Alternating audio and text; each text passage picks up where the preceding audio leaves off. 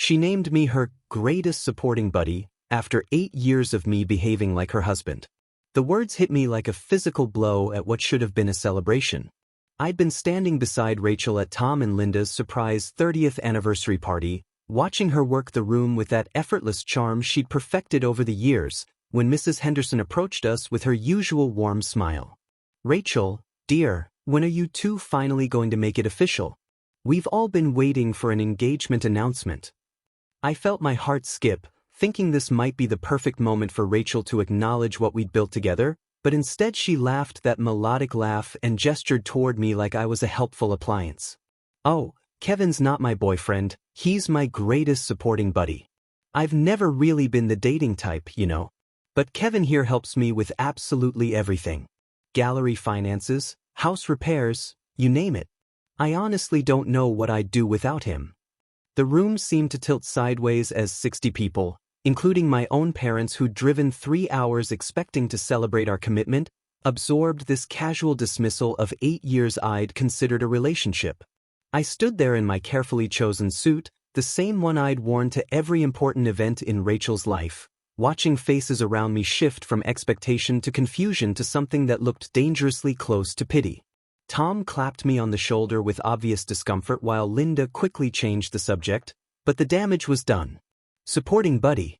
That's how the woman I'd been planning to propose to next month viewed our entire relationship. I thought about the engagement ring hidden in my sock drawer, the one I'd been carrying to every social gathering for weeks waiting for the right moment. I thought about the renovations I'd spent 3 years completing on her Victorian house, working weekends and evenings to restore the crown molding and refinish the hardwood floors because we were building something beautiful together. I thought about the countless nights I'd stayed late at her art gallery, managing her books and handling tax preparations because she claimed numbers made her anxious.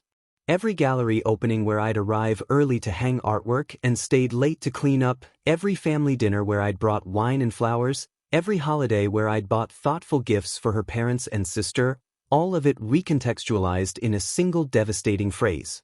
"Kevin manages all my boring business stuff so I can focus on the creative side," Rachel continued, addressing Mrs. Henderson's husband who joined the conversation. "He's incredibly responsible with money and just has this natural talent for organization. I'm so lucky to have found such a reliable friend." Reliable. The words stabbed deeper with each casual mention, delivered with the same tone she might use to praise a particularly efficient cleaning service. I watched her face as she spoke, searching for any sign that she understood the magnitude of what she was saying, but there was nothing. No recognition, no awareness that she was publicly reducing 8 years of what I'd considered deep emotional intimacy to a series of completed tasks and favors. My mother caught my eye from across the room, her expression a mixture of confusion and concern that made my chest tighten with humiliation.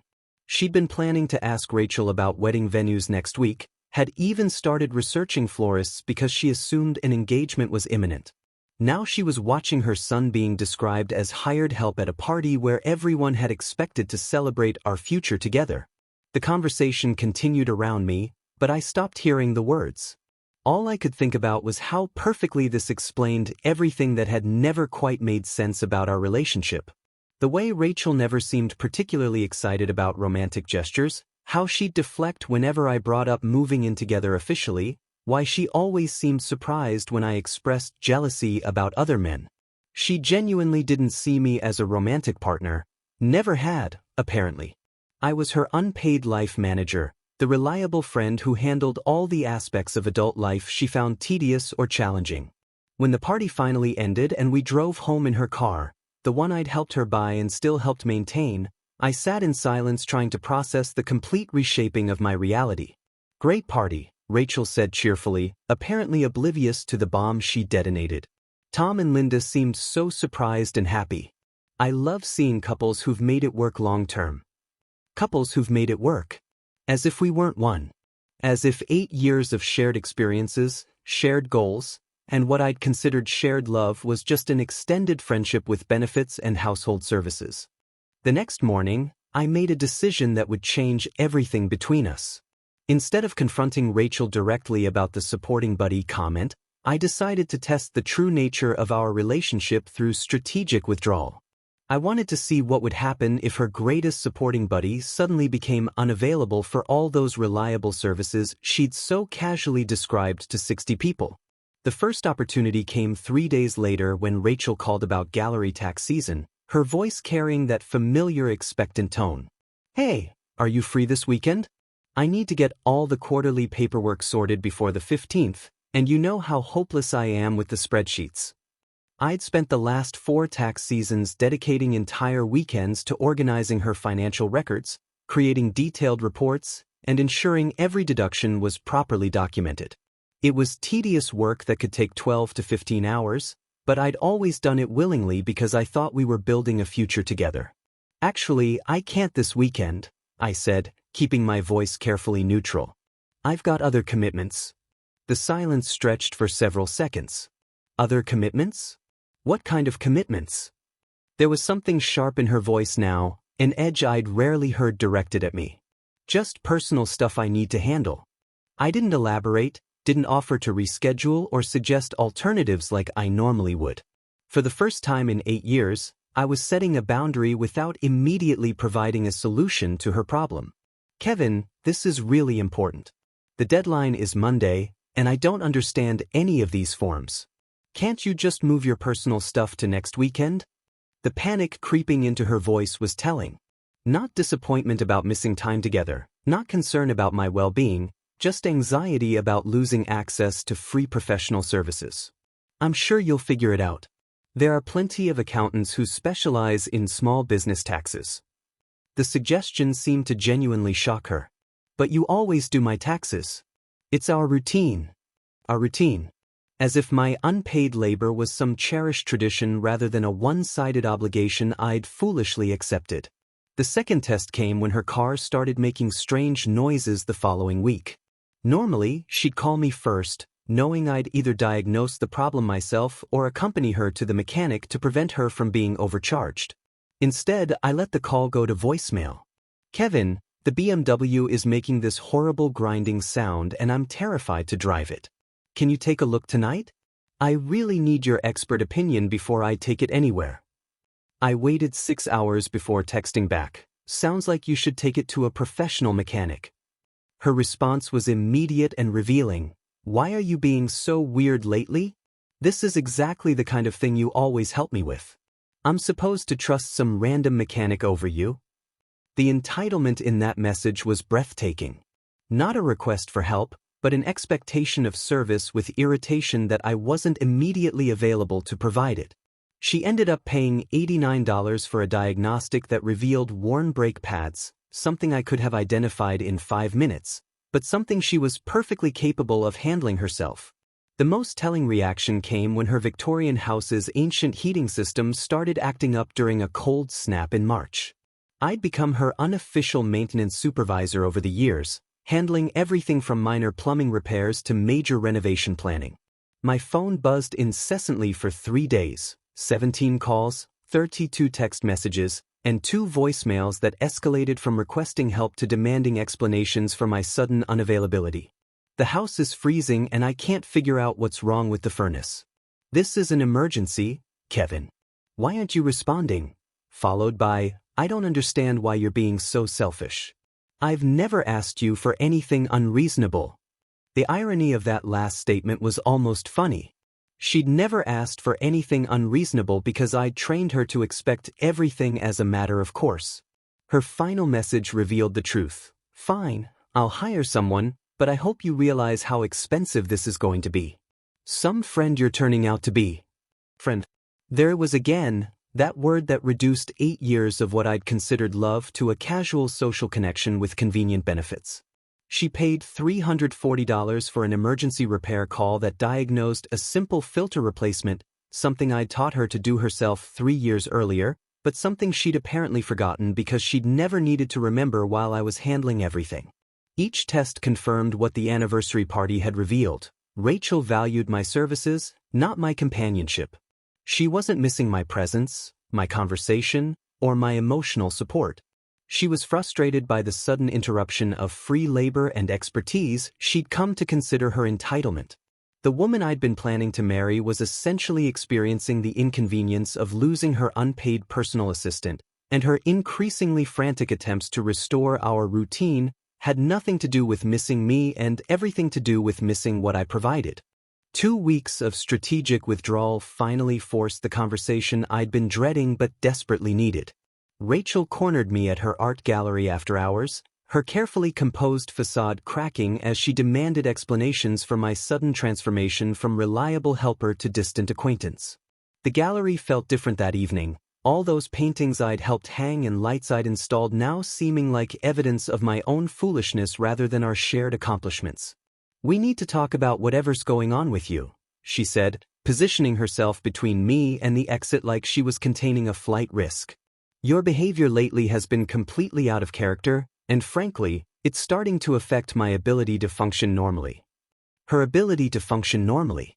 Not our relationship, not her feelings about me, but her operational capacity. I decided this was the moment for complete honesty, the conversation that would either salvage something real between us or confirm my worst suspicions about the last 8 years. "Rachel, I need to ask you something directly, and I need you to be completely honest with me. Do you have any romantic feelings for me at all?" The question seemed to catch her off guard, her expression shifting from defensive irritation to genuine confusion. "Romantic feelings? Kevin, where is this coming from? We've been friends for 8 years. You've never indicated that you wanted anything different." Friends for 8 years. The casual dismissal of every intimate moment, every shared experience, every gesture of love I'd thought we'd exchanged hit me like a physical blow. "I've been in love with you for 8 years, Rachel. I thought we were building a life together. I thought what we had was a relationship."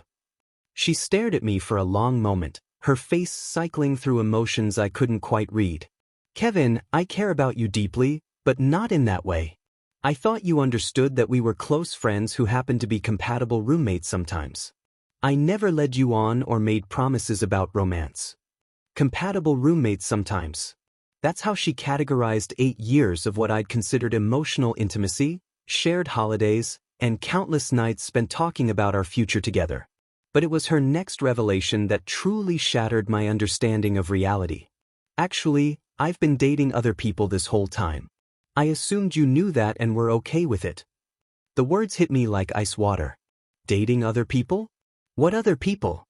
Well, there was David last year, the architect I met at the Morrison Gallery opening. We were together for about 6 months. Really nice guy, very successful.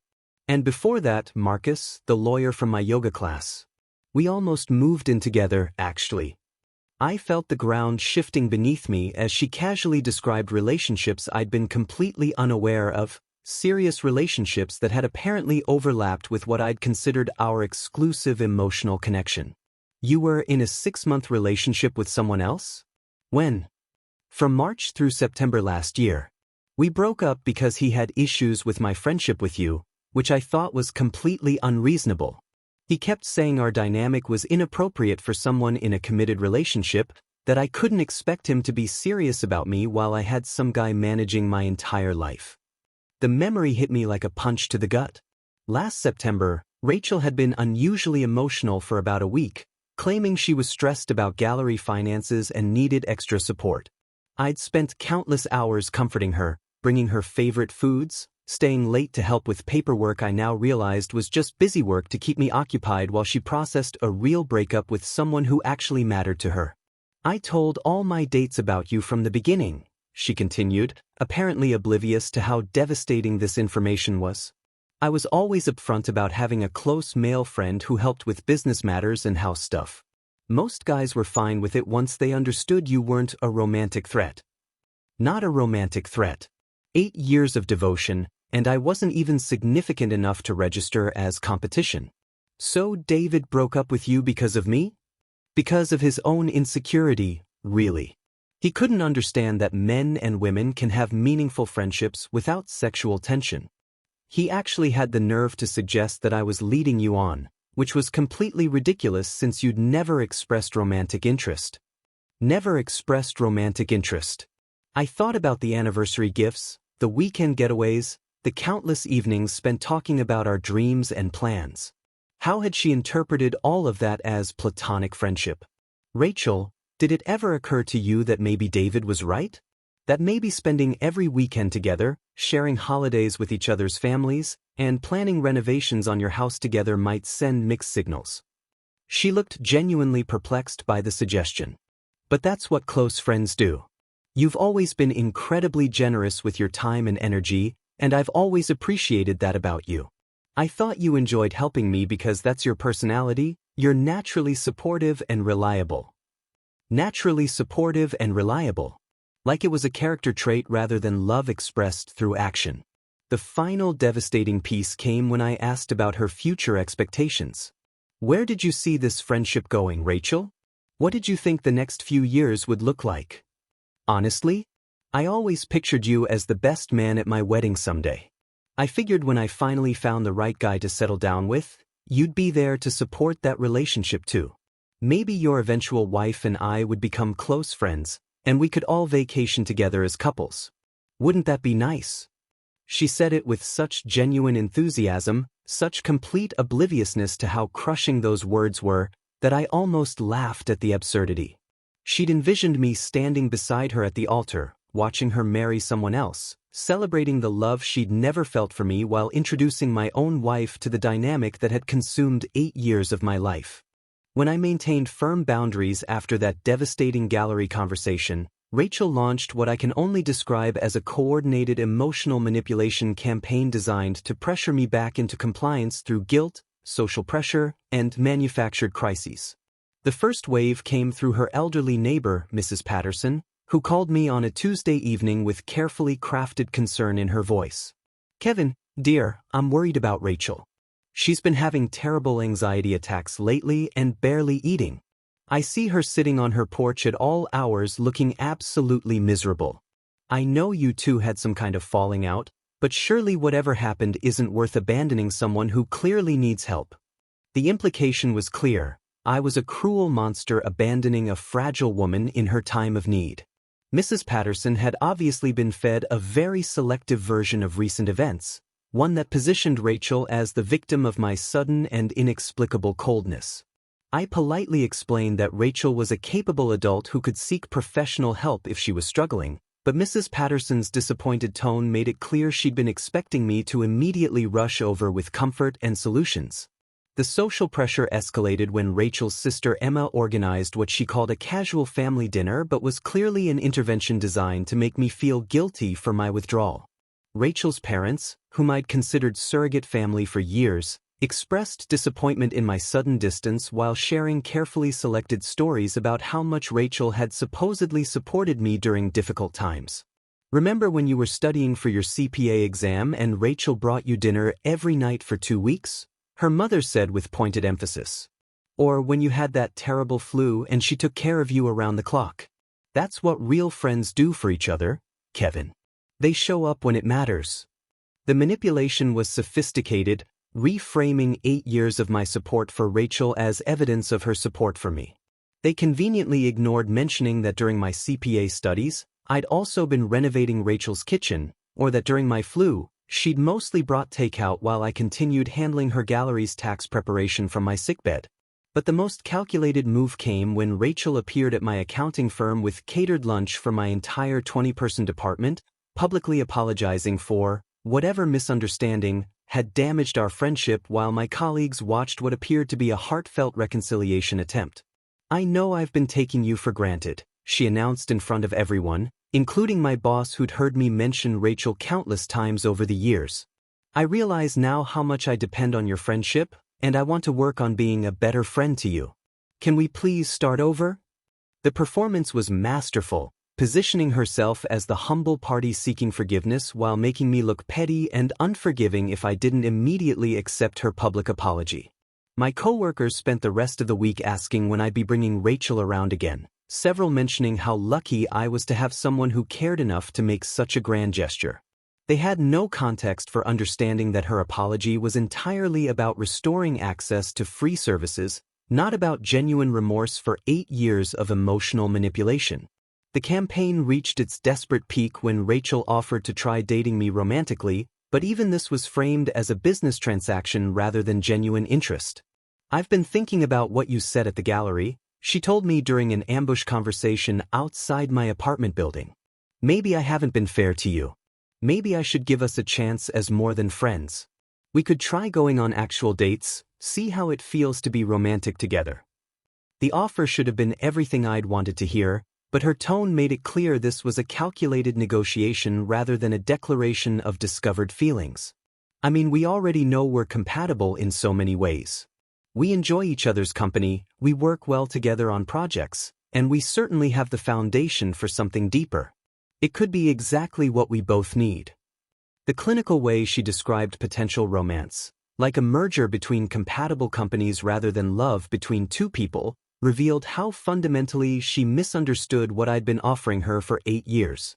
She was willing to fake romantic feelings to maintain access to her unpaid life manager, but the very fact that she was negotiating love like a business arrangement proved she'd never felt it. I realized then that Rachel genuinely believed she could solve this crisis through strategic concessions and emotional manipulation because she'd never understood that my devotion came from love, not from a desire to be useful. In her mind, I was a service provider who'd become difficult to manage, not a man whose heart she'd been unknowingly breaking for nearly a decade. Her increasing desperation to restore our arrangement only confirmed that she saw our entire relationship as a transaction where she received support and companionship while providing just enough positive reinforcement to keep me invested. The manipulation campaign revealed the calculated nature of her approach to relationships. She'd learned to manage people's emotions to maintain access to what they could provide her, and my withdrawal had disrupted a system she'd spent years perfecting. Despite everything I'd learned about Rachel's true feelings, I decided to give her one final opportunity for honest closure by arranging a meeting at the lake house where I'd invested countless hours and thousands of dollars in renovations.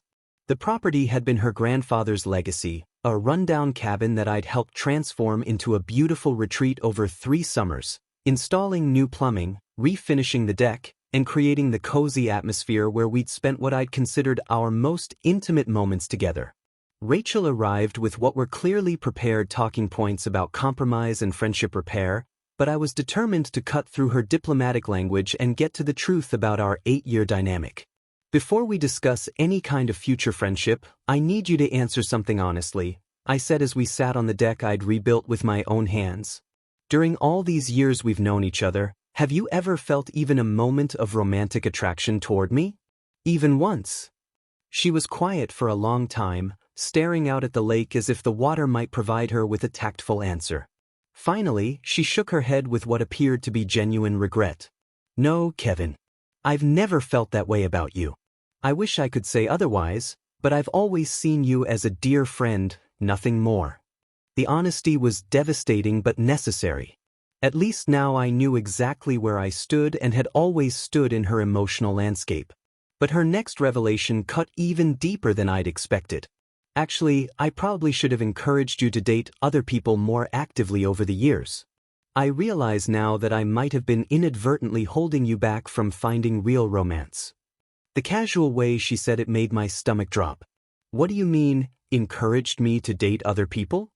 "Well, I did give your number to Jennifer from my yoga class about 2 years ago, and to that gallery customer who kept asking about you. What was her name?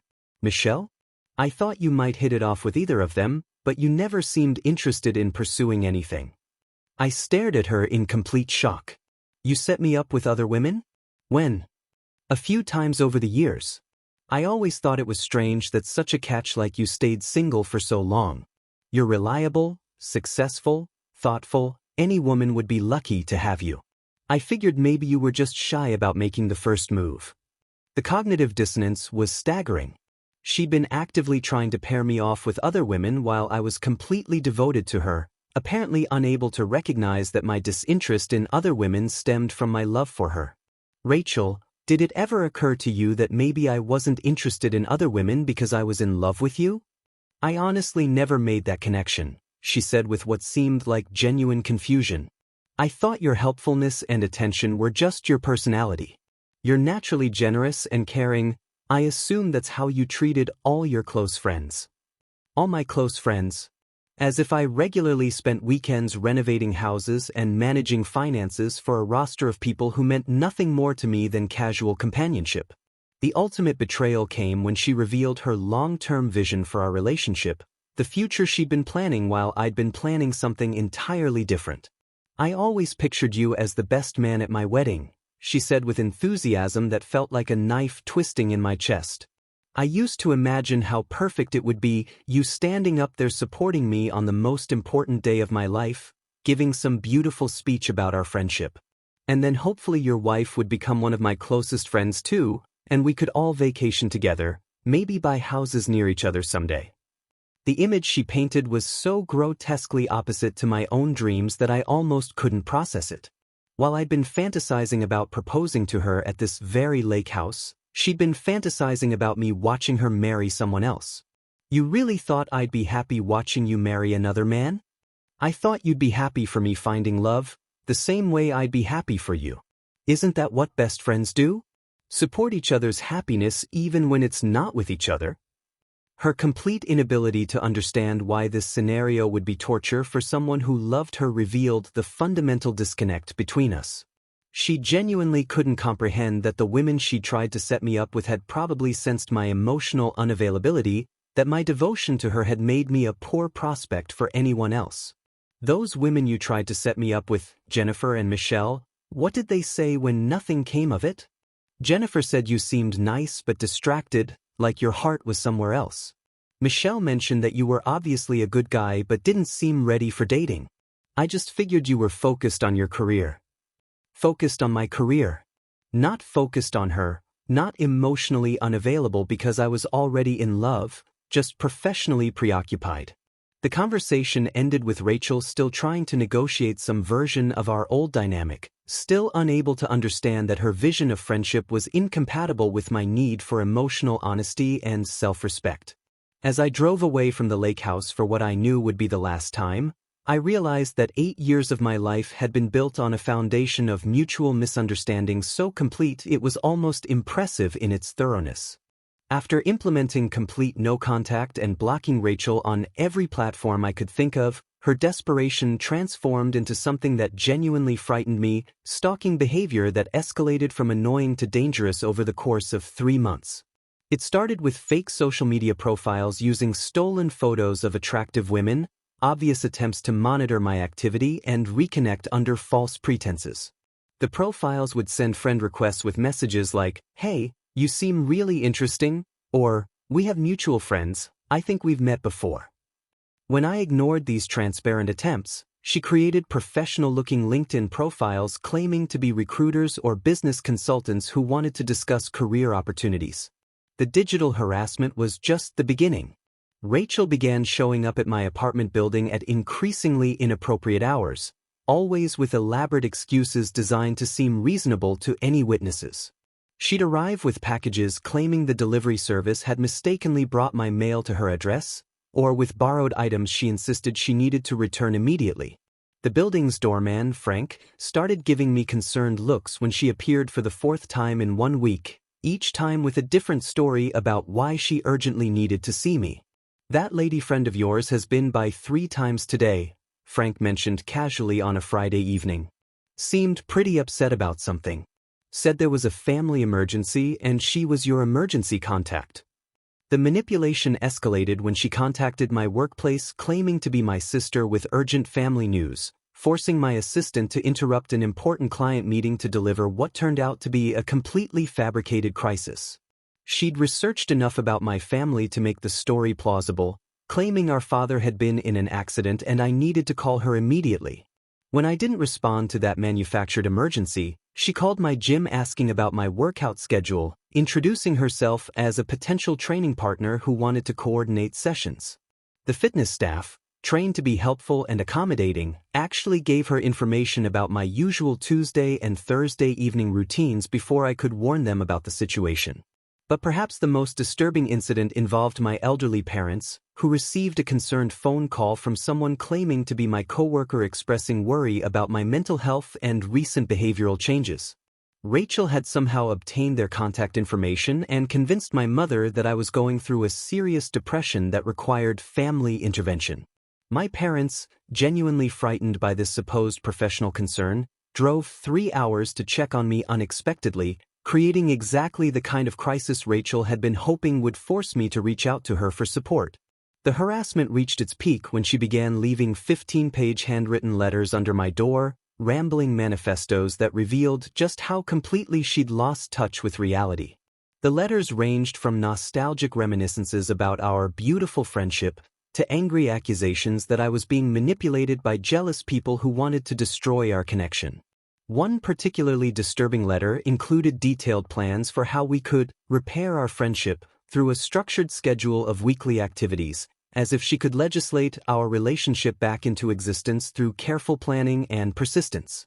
The final escalation that forced me to involve law enforcement came when building security cameras caught Rachel attempting to break into my apartment using what appeared to be a copied key. She'd somehow managed to obtain or create a duplicate, arriving at 2 a.m. thinking I wouldn't be home, apparently planning to wait inside until I returned. The security footage showed her struggling with the lock for nearly 10 minutes before giving up, but the fact that she'd obtained unauthorized access to my building and attempted to enter my private space crossed every possible line. When I filed the police report and applied for a restraining order, the officer reviewing my documentation was genuinely shocked by the scope and duration of Rachel's harassment campaign. "Ma'am, this is stalking behavior," he told me matter-of-factly. "The fake profiles, the workplace calls, the unauthorized key, this goes way beyond someone having trouble accepting the end of a relationship.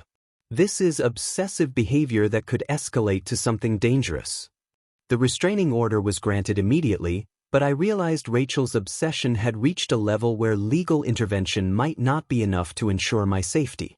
For the first time in 8 years, I seriously considered relocating to a different city, changing jobs, and starting completely over rather than continuing to deal with someone who'd apparently decided that losing access to her unpaid life manager was worth destroying both our lives over. 8 months after relocating to Boston and starting therapy specifically focused on codependent relationships, I built the healthiest life I'd ever known, one with clear boundaries, genuine reciprocal relationships, and most importantly, a partner who demonstrated authentic interest in mutual support rather than one-sided extraction. My therapist, Dr. Martinez, helped me recognize the patterns that had made me vulnerable to Rachel's manipulation, teaching me to distinguish between generous love and self-destructive enabling. "You confused being needed with being loved," she explained during one breakthrough session. "Rachel didn't love you, she loved what you provided. There's a fundamental difference between someone who appreciates your support and someone who exploits your willingness to give it." The clarity was painful but liberating, helping me understand how 8 years of my life had been consumed by someone who'd never seen me as anything more than a convenient resource. I met Sarah at a museum fundraising event where I'd volunteered to help with financial planning for their new wing construction. She was the lead curator, brilliant and passionate about her work, but what struck me most was how she insisted on contributing equally to every aspect of our developing relationship. When I offered to help her move apartments, she hired professional movers and invited me to dinner afterward as a thank you. When we planned weekend trips, she researched locations and booked accommodations, refusing to let me handle all the logistics like I'd grown accustomed to doing with Rachel. "I appreciate your thoughtfulness," Sarah told me early in our relationship, "but I want to take care of you too. Relationships should be partnerships, not caretaking arrangements." The contrast was stunning. Someone who actually wanted to give rather than just receive, who saw my support as a gift rather than an entitlement. Meanwhile, Rachel's life had completely unraveled without her primary support system, creating a cascade of failures that revealed just how dependent she'd become on my unpaid services. Through mutual friends who couldn't resist sharing updates despite my requests not to hear them, I learned that the art gallery had failed within 6 months of my withdrawal. Without someone managing her finances, handling tax preparations, and providing business guidance, Rachel had made several costly mistakes that destroyed her profit margins and alienated key clients. The Victorian house I'd spent 3 years renovating was lost to foreclosure when she defaulted on the mortgage payments I'd been helping her manage. Apparently, she'd never fully understood the financial commitments involved in homeownership, having relied on my planning and oversight to maintain her budget and payment schedules. The house sold for significantly less than market value because deferred maintenance had caused problems I'd previously prevented through regular upkeep and monitoring.